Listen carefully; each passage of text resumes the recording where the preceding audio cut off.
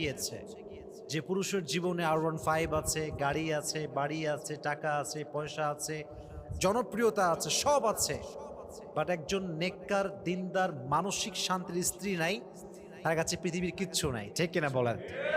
Exactly to the same way একজন নারী যার কাছে রূপের বাহার আছে, অনেক সুন্দরী নারী, বাপের কোটি কোটি টাকা আছে, ঢাকার গুলশানে ফ্ল্যাট, অনেক টাকার মালিক সে, অনেক রূপের এবং গুণবতী নারী সে, কিন্তু তার কাছে মন মতো একজন স্বামী নেই, মানসিক শান্তির একজন হালাল পুরুষ নেই, তার মানে তার জীবনে কিছুই নাই। ঠিক কিনা বলেন?